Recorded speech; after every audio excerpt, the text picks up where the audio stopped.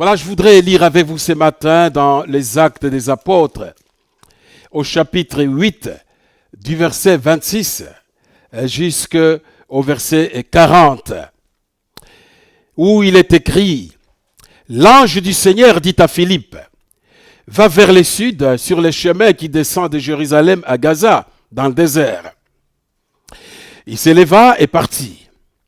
Or, un Éthiopien, un eunuque, haut fonctionnaire de Candace, la reine des Éthiopiens, et responsable de tous ses trésors, était venu à Jérusalem pour adorer. Et il s'en retournait, assis sur son char, en lisant à haute voix les prophètes Ésaïe. L'Esprit dit à Philippe, « Avance et rejoins ses chars. » Philippe accourut et entendu l'Éthiopien qui lisait les prophètes Ésaïe. Il lui dit, « Comprends-tu ce que tu lis ?» Il répondit, « Comment le pourrais-je si personne ne me guide ?» Et il invita Philippe à monter s'asseoir avec lui. Le passage de l'Écriture qu'il lisait était celui-ci. Il a été mené comme un mouton à l'abattoir, comme un agneau muet devant celui qui l'étend. Il n'ouvrait pas la bouche. Dans son abaissement, son droit a été enlevé et sa génération qui la racontera, car sa vie est enlevée de la terre. L'eunuque demanda à Philippe, « Je te prie, de qui les prophètes dit-il » De cela, de lui-même ou de quelqu'un d'autre. Alors Philippe prit la parole et, commençant par cette écriture, il lui annonça la bonne nouvelle de Jésus. Comme ils continuaient leur chemin, ils arrivèrent à un point d'eau. L'eunuque dit, « Voici de l'eau. Qu'est-ce qui m'empêche de recevoir le baptême ?» Il ordonna d'arrêter le char. Tous deux descendirent dans l'eau, Philippe ainsi que l'eunuque, et il les baptisa. Quand il fit remonter de l'eau, l'Esprit du Seigneur enleva Philippe. L'eunuque ne le vit plus. Il poursuivait son chemin tout joyeux. Quant à Philippe, il se retrouva à Azote. Il annonçait la bonne nouvelle dans toutes les villes où il passait jusqu'à son arrivée à Césarée. Voici les titres de mon message. Attention aux impératifs du Saint-Esprit. Attention aux impératifs du Saint-Esprit. Attention aux ordres du Saint-Esprit. Nous venons de lire dans les Actes des Apôtres. Les Actes des Apôtres est le second volume de l'œuvre de Luc. L'apôtre Luc, le seul apôtre parmi les 4 évangélistes. Le seul évangéliste, je veux dire, qui n'était pas juif. Luc a légué à l'Église 2 volumes de grande valeur. Et ces 2 volumes sont adressés à un certain Théophile, un notable antiochien, un notable syrien. Luc n'a pas la prétention de dire qu'il a marché avec le Seigneur. Non, il est vrai, lui. Il n'a pas fait partie des 12. Mais lorsqu'il a accepté le Seigneur, il a eu la grâce de voyager avec des hommes importants comme l'apôtre Paul. D'ailleurs, le père de l'Église, Irénée de Lyon, qui fut lui-même disciple du père apostolique Polycarpe. Et Polycarpe qui marchait avec l'apôtre Jean, disciple de Jésus. Irénée de Lyon confirme que c'est Luc, c'est ce médecin bien-aimé qui accompagna Paul dans ses voyages. Il a mené des recherches, il nous a légué un évangile de grande valeur, de grande qualité, où les Grecs et ses tournures sont très bien maniés. D'ailleurs, on pense qu'il a écrit pour les lettrés de son époque, pour les intellos de son époque. Mais il adresse à Théophile. J'ai déjà expliqué plusieurs fois ces noms. Le nom qui signifie ami de Dieu. Par ami de Dieu, il peut être question de cet homme tout simplement qui a connu le Seigneur. C'est païen converti à l'évangile. Ou peut-être par ami des dieux. C'est le sens du mot Théophilos, ami des dieux. Peut-être Luc voit tous les croyants, toi et moi, tous ceux en Christ ont reçu la parole de Dieu. La parole vivifiante et la parole salvifique. Les actes des apôtres, très intéressants. Dans les actes des apôtres, nous avons des éditions. Des éditions qui ne sont pas contradictoires, mais sont complémentaires. Et nous avons d'abord l'édition dite occidentale. Certains pensent que cette édition est brève. Mais en commentant ces leçons, ces variantes, on voit qu'il y a tendance à allonger la discussion ou l'explication. Mais l'édition que nous avons dans le Nouveau Testament, le texte inspiré, c'est l'édition alexandrine. Certains spécialistes veulent la nommer antiochène. Je suis de l'école qui penche plus vers Alexandrie. Et ce n'est pas sans raison. Il y a un spécialiste qui nomme cette version-là comme étant africaine. C'est-à-dire côté Afrique du Nord. Vous le savez très bien que l'Afrique du Nord a été évangélisée. On peut même dire que la grande formation biblique chrétienne a eu lieu à Alexandrie, avec l'école catéchétique d'Alexandrie.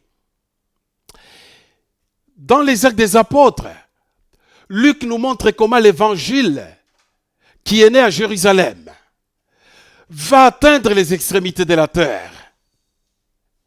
Et le chapitre qui nous intéresse et qui nous préoccupe, le chapitre 8, est un chapitre que j'aime beaucoup. Parce que Luc, qui nous a montré comment le Saint-Esprit est descendu sur ceux qui étaient dans la chambre haute, comment les manifestations surnaturelles ont eu lieu, comment les langues semblables à des langues de feu ont été prononcées par les croyants, et comment le discours de Pierre a été puissant au point où des milliers, 3000 âmes se sont converties le même jour. Luc nous montre comment le Saint-Esprit s'est servi de simples personnes comme toi et moi. Comment le Saint-Esprit les a utilisés pour répandre l'évangile dans le monde entier. J'attire ton attention que le Saint-Esprit agit de la même manière. Le Saint-Esprit n'a pas de préférence. Le Saint-Esprit est Dieu. Je suis dans le souci lorsque j'entends les gens qui amoindrissent la divinité du Saint-Esprit. Prenez le temps d'analyser un peu le Saint-Esprit. Ce n'est pas une simple force active. Le Saint-Esprit est une personne, une hypostase du même Dieu. Le Saint-Esprit, on peut lui mentir, on peut l'attrister. On n'attriste pas une simple puissance active. On attriste une personne, on attriste Dieu. Le Saint-Esprit s'est servi des apôtres. Et je vois comment les apôtres ont résolu la première difficulté qui frappa l'Église. Une difficulté interne. Vous savez, l'Église a connu beaucoup de difficultés. Mais parfois, les difficultés internes ont failli la submerger. L'Église a été persécutée d'une manière externe. L'Église a toujours été solide. Mais les difficultés internes, parfois, ont rongé l'Église. Dès le début, on voit cette question de veuves juives hellènes, c'est-à-dire de ces femmes juives parlant la langue grecque qui se sentaient malaisées, mal servies par ceux qui distribuaient la nourriture. Et on voit comment le Saint-Esprit guide les apôtres. Les apôtres disent non, nous n'allons pas perdre le temps d'annoncer l'évangile. Nous choisissez parmi vous cet homme, de qui l'on rende un bon témoignage, rempli du Saint-Esprit, rempli aussi de la sagesse. Cela, nous allons les charger des travaux manuels, des travaux de servir aux tables. Quant à nous, nous allons avec assiduité nous attacher premièrement à la prière, et puis à la prédication de l'évangile. Très intéressant, c'est des choses. De nos jours, nous sommes plus attachés à des études pendant des années. C'est pas mal. Je suis entièrement d'accord qu'on puisse étudier. Les études de la Bible m'ont aidé, m'ont ouvert les yeux sur beaucoup de choses. Mais je crois que étudier la Bible sans la prière, c'est un échec.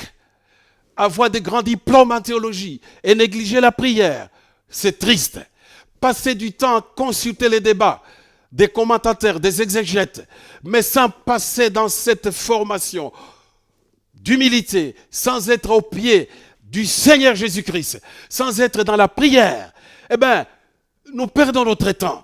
Je ne vilipende pas l'étude de la Bible, mais les apôtres ont dit il nous faut avec assiduité nous attacher à la prière. Oh, j'ouvre cette parenthèse pour dire à mon frère, mon collègue, à toi responsable, je ne sais pas de quelle position, toi qui diriges d'autres dans l'église, toi qui es diaconesse ou diacre, la chose la plus importante est la prière et s'attacher au ministère de la parole. J'essaie de voir un peu quand les apôtres disent nous allons nous attacher à la prédication. Les Grecs utilisent le terme diaconia, c'est-à-dire le service de la parole, la diaconie de la parole. C'est comme en prêchant, nous sommes des diacres. Et j'ouvre encore une parenthèse où je dis à quiconque, à un ministère, quel que soit le nom du ministère, c'est une diaconie. À quelqu'un dont les foules s'assemblent pour l'entendre, quelle que soit ton éloquence, quelles que soient tes connaissances, la parole que tu enseignes, la parole que tu communiques, l'autorité que tu as n'est qu'une diaconie. C'est-à-dire, tu es appelé à être au service des autres et non pas à inviter les autres à te servir. Il nous faut beaucoup d'humilité pour que le Seigneur travaille, pour que le Seigneur change de vie. Alors ils ont choisi cet homme, parmi lesquels Philippe. Et c'est Philippe qui nous intéresse ce matin.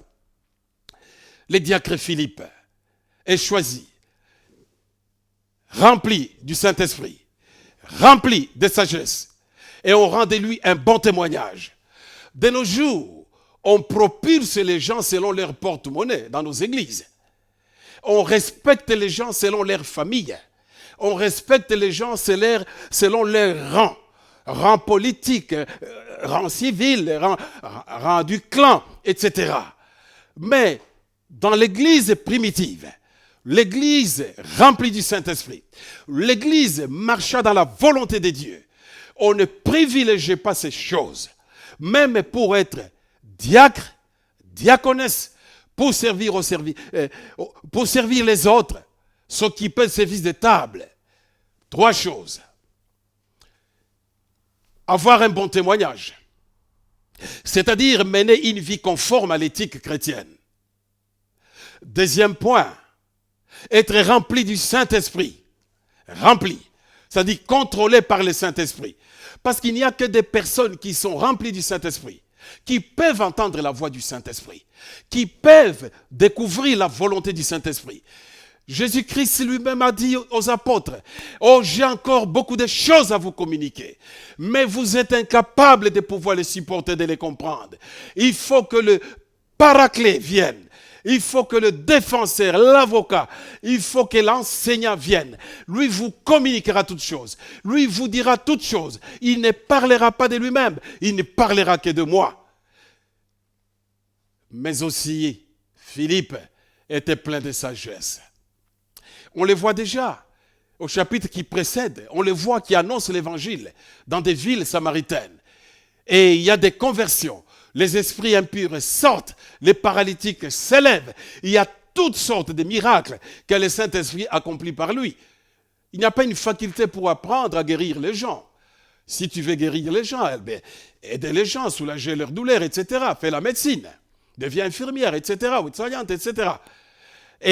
Mais dans la Bible, on n'a pas de catégorie de facultés où l'on puisse aller et qu'on sorte de là avec une initiation pour guérir les gens. Non, il faut être fidèle à Dieu, être rempli du Saint-Esprit, être à l'écoute du Saint-Esprit, mener une vie qui soit conforme à Jésus-Christ, qui n'attriste pas le Saint-Esprit, qui qu'il soit, Dieu peut utiliser. Dans ma vie, j'ai été réconforté spirituellement par des personnes qui n'avaient pas de diplôme. J'aimerais même dire qu'ils n'avaient aucun diplôme, mais spirituellement remplis de sagesse. Et le Saint-Esprit les a utilisés pour m'aider.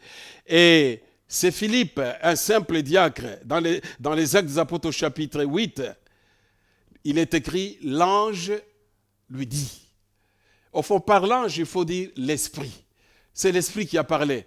Déjà, quand tu vois bien dans la Bible, tu verras qu'au verset 28, ce n'est plus l'ange qui dit à Philippe, avance et rejoins ses chars. C'est l'Esprit qui dit à Philippe, avance et rejoins ses chars. Donc, l'ange dit à Philippe, lève-toi. Un impératif. C'est un ordre. Et puis, va du côté sud, vers la route qui descend de Jérusalem vers Gaza, à travers le désert. Ces deux impératifs m'ont beaucoup intéressé. Le premier verbe que nous avons, le verbe anistémie en grec, c'est lever. C'est un impératif aoriste 2. Je ne dis pas ceci pour paraître savant, je ne vais pas te perdre, tu vas comprendre ce que je vais dire. C'est-à-dire, le temps utilisé, c'est un temps tellement bref. C'est comme si l'ange disait à Philippe, tu n'as pas le temps à perdre. Tu n'as pas le temps à perdre. Lève-toi, promptement. D'ailleurs, il est écrit, Philippe s'éleva et il partit. Et s'élever, c'est vraiment un impératif bref. Tandis que aller, marcher, voyager pour Eomai, c'est un impératif présent. Or, en grec, lorsque l'impératif est au présent, signifie continuer, continuer, répéter, répéter. C'est-à-dire, Philippe se lève, mais attention, il ne va plus revenir sur sa chaise. Il ne va plus revenir sur son fauteuil. Il lit bien les textes. Aller, eh bien, il est parti. On le voit qui aborde l'eunuque éthiopien. Après le baptême de l'eunuque éthiopien, on le voit à Azote. Azote n'est autre qu'Astod, Asdod, une des villes méditerranéennes, une des anciennes villes philistines, et comme Jaffa, comme Gaza, comme Ascalon, et on les trouve là-bas. Et il annonce l'évangile dans toutes les villes. Depuis qu'il s'est levé, il continue à travailler. Il annonce l'évangile dans toutes les villes, jusqu'à Césarée. D'ailleurs, dans les Actes des Apôtres, au chapitre 21, c'est là, Césarée, où Dieu vraiment l'implante. Lorsque l'apôtre Paul monte à Jérusalem pour la dernière fois, et puis après, il est attrapé par les Sanhédrins qui voulaient sa mort, et il est sauvé par les tribuns romains, et il va passer des années à Césarée, emprisonné, et puis après il va voyager à Rome, où il allait terminer sa course sous Néron, certainement décapité.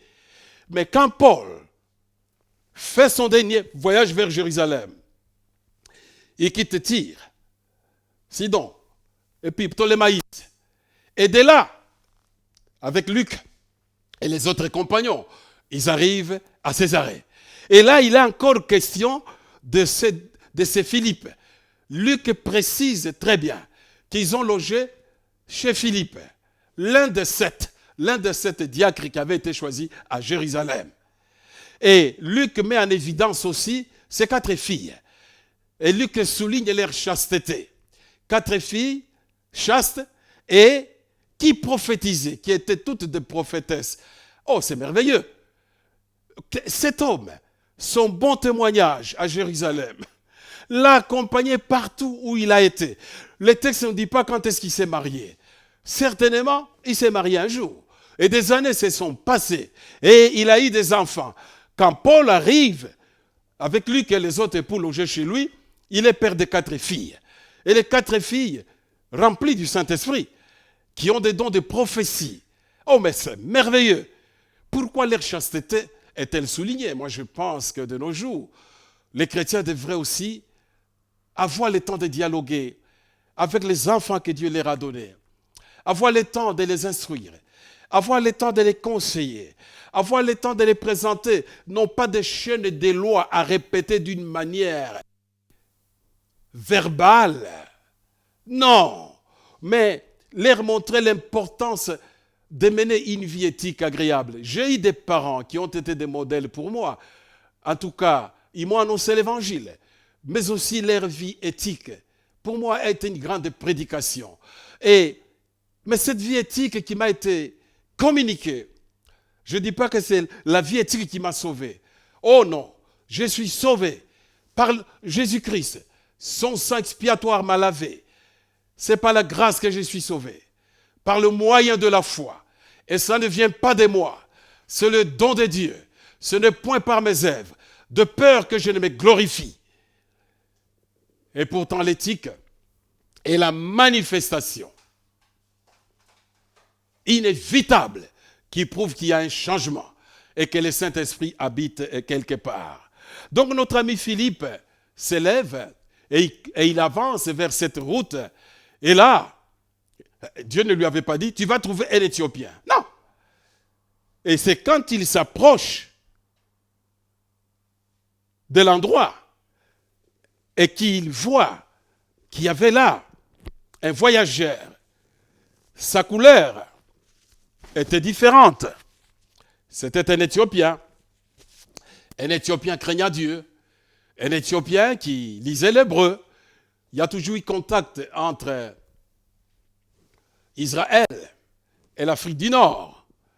Et ces croyants n'étaient pas un simple monsieur. C'était un ministre d'une reine d'Éthiopie, la reine Candace. Il était aussi l'intendant de tous ces trésors. Donc c'est un monsieur qui ne manquait pas à manger. Du reste, il est dans un char. Et le char qui va lui permettre de traverser le désert et aller jusqu'en Éthiopie. Donc ce n'est pas n'importe qui. Et on peut mentionner aussi qu'il avait le rouleau du prophète Ésaïe. À ce temps-là, ce n'était pas permis à tout le monde d'avoir un rouleau du prophète. Il fallait être riche pour acheter, pour acquérir un rouleau. Ce n'est pas comme de nos jours, nous sommes inexcusables. Nous avons la Bible, miniaturisée. Mais quelle grâce! Nous sommes la génération gâtée. Mais lui avait un rouleau. Et il lisait à haute voix le prophète Ésaïe. Et il lisait la partie qui parle de Yeshua, de Jésus-Christ, de sa mort, de comment il a porté nos péchés, comment il est mort comme un agneau qu'on immole. Le diacre qui a obéi aux impératifs du Saint-Esprit, parce que le Saint-Esprit lui dit encore, approche-toi vers ces chars. Et il s'approche et il pose la question au lecteur. Comprends-tu ce que tu lis? Et lui de répondre, comment veux-tu que je puisse comprendre si personne ne me guide? Le verbe odegeo, qui est utilisé en grec, signifie guider, mais aussi conduire. Oh, nous avons dans nos églises beaucoup de gens qui aiment le Seigneur, qui viennent, qui disent Jésus-Christ de Nazareth est mon sauveur, et qui commencent à fréquenter notre communauté ou nos communautés, mais qui ne trouvent pas de chrétiens guides, qui ne trouvent pas de chrétiens conducteurs ou conductrices dans la foi, mais plutôt qui tombent entre les mains des égareurs. Comment puis-je comprendre si personne ne me guide? Les gens viennent vers nous, sont dans nos églises. Au lieu de les guider vers la croix du calvaire, nous nous empressons de dire, allons, on va boire une tasse de café à telle terrasse, et on va faire ceci, et on va sortir, et on va faire cela. Et puis après, la personne se rend compte que, tiens, donc, l'église n'est pas différente du monde où j'étais. Oh, que Dieu t'aide, que tu sois comme Philippe, que tu sois vraiment un guide, un conducteur de ceux qui cherchent le Seigneur. Et Philippe s'est servi de la parole de Dieu, que cet homme lisait. Ah, parce que pour être sauvé, il faut que notre message soit fondé sur la parole de Dieu. Oh, je répète encore, ce texte, la foi vient de ce que l'on entend, et ce que l'on entend provient de la parole de Dieu. Nous avons la Bible, qui est une parole inspirée. Dieu lui-même est dans cette parole. Son Saint-Esprit y agit. La Bible est inhérente, c'est-à-dire elle n'a pas d'erreur de doctrine. Elle ne trompe personne, elle ne se trompe pas elle-même non plus. Et Philippe s'est servi des Écritures saintes et il a développé un discours sur le Christ, Jésus-Christ, Yeshua de Nazareth. L'eunuque a tellement bien compris. Cet homme qui ne pouvait avoir ni femme, ni enfant, qui ne pouvait avoir des progénitures, parce que c'était un eunuque. Est-il né eunuque? Nous ne savons pas, la Bible ne le dit pas. Les hommes l'ont-ils fait pour pouvoir l'utiliser comme esclave de la reine? Nous ne savons pas. Le fait est que c'était un homme qui était privé de ce bonheur-là.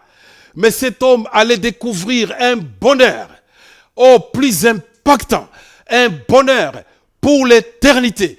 Parce que le bonheur d'être papa, le bonheur d'être maman, le bonheur d'être riche ou je sais pas, diplômé ou ceci ou cela, tous ces bonheurs terrestres n'auront pas d'impact dans les royaumes de Dieu.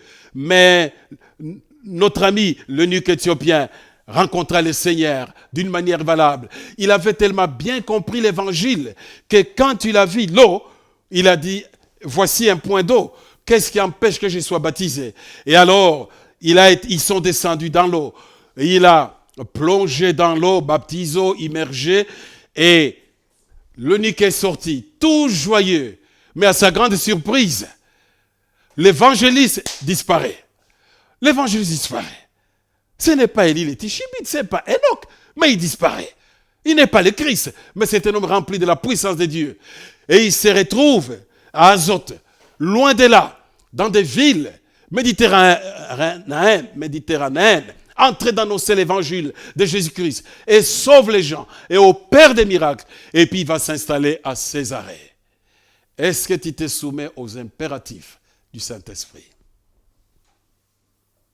Vous savez, je reviendrai toujours à cet exemple un jour, et je vais terminer ma prédication par ces illustrations. Un jour, je visite un ami qui était malade dans un hôpital. Ceux qui viennent à mes études bibliques me pardonneront parce qu'ils ont déjà entendu cela. Mais c'est une vérité interpellante. Et je visite mon ami et je vois qu'il y avait dans sa chambre une autre personne. Je vis la personne, c'est un grand monsieur de ma ville. Un grand monsieur. Je le regarde. Au moment où je le regarde, j'entends un impératif du Saint-Esprit. J'entends la voix du Seigneur qui est une voix douce me dire, Gédéon, parle-lui de l'évangile. J'étais encore élève à l'école secondaire. Ah, je suis timide. Pas de courage. Ah, comment je vais parler à ces grands messieurs connus dans toute la ville? Ces grands commerçants? Non, non. Je le regarde. Alors je lui adresse une parole dans ma langue, une parole signifiant « Je partage votre souffrance, messieurs ». Et lui de répondre « Merci ». Je sors mon cœur saccadant, je n'ai pas eu le courage de lui annoncer l'évangile. Je n'ai pas fait attention à l'impératif du Saint-Esprit et je reviens après-midi pour revoir mon ami avant de rentrer chez mes parents. Je vois que les lits du monsieur étaient vides. Et puis je dis à mon ami « Alors, le monsieur est sorti de l'hôpital ?» Et mon ami de me répondre, il dit non, il a fait une crise et il est mort. Ah! Donc le Saint-Esprit m'a parlé. J'étais la dernière personne pour faire entendre l'évangile à cet homme-là. Eh bien, j'ai tremballé ces fardeaux pendant des années. Je crois jusqu'à la fin de mes études secondaires, j'ai souffert. Je n'ai pas annoncé l'évangile à cet homme. Pardonne-moi, Seigneur. Depuis 7 ans, quand j'entendais la voix du Seigneur qui me disait « Parle !» et je parlais. J'essayais à des gens auxquels j'ai adressé la parole du Seigneur. Quelques jours après, ils mouraient. Ils se sont convertis ou ils ont refusé. J'ai eu des cas pareils. Et Dieu seul sait beaucoup de cas, je n'ai pas le temps de le narrer ici. Et pour terminer, je donne cet exemple où le Seigneur m'épargna beaucoup. Parce que le Saint-Esprit qui est à nous, nous parle. nous conseille, nous montre où nous devons aller. Je suis étonné, avant de terminer par ma dernière illustration, quand l'Esprit dit à Philippe, lève-toi, va vers le sud, sur le chemin qui relie Jérusalem à Gaza et qui traverse le désert. Philippe n'a pas consulté les autres. Il n'a pas dit, je vais d'abord poser la question à l'apôtre Pierre, qu'est-ce qu'il pense? Je vais d'abord voir, qu'est-ce que Marceline pense? Qu'est-ce que Nathanaël pense? Non. L'appel poignard pathétique est adressé à Philippe. Souvent de fois, le Saint-Esprit nous parle, nous on veut consulter les autres. Mais tu vas consulter quelqu'un qui n'est même pas rempli du Saint-Esprit. Un simple chrétien traditionnaliste, qu'est-ce qu'il va te dire? Il va te donner la liste de ses expériences. Oh, attention à ceci. Oh, attention à cela. Quand j'étais jeune homme, je suis assis devant la maison de mes parents. À un moment comme ça, j'entends la voix du Saint-Esprit dans mon cœur. Gédéon, lève-toi, va à l'église prier. J'étais fatigué. Après les études, on est fatigué.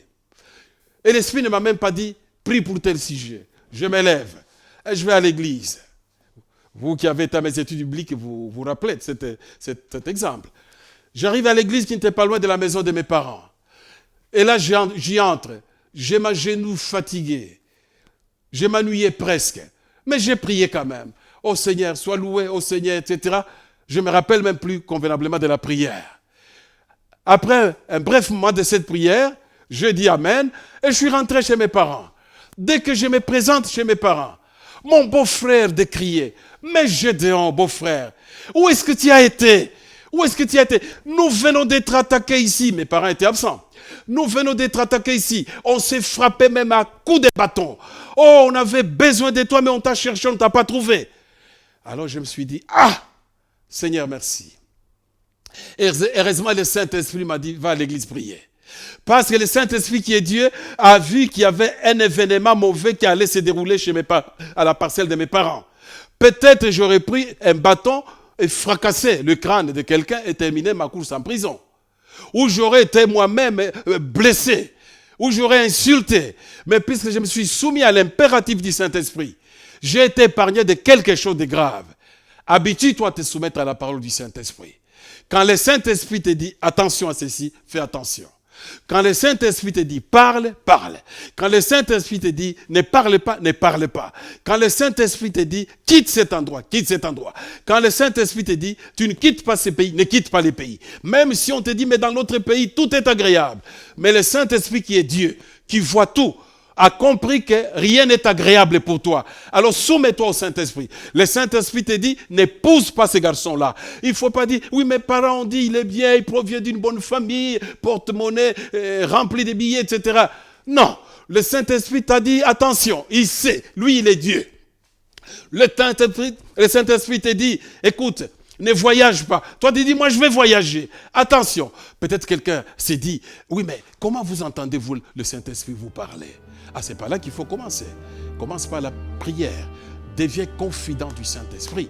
Si tu passes du temps dans la prière et dans la lecture de la parole de Dieu, tu auras les conseils du Saint-Esprit. C'est pourquoi les chrétiens doivent chercher à être remplis du Saint-Esprit. Il faut être rempli du Saint-Esprit pour entendre la voix du Saint-Esprit. Que Dieu te bénisse. Attention aux impératifs du Saint-Esprit. Amen.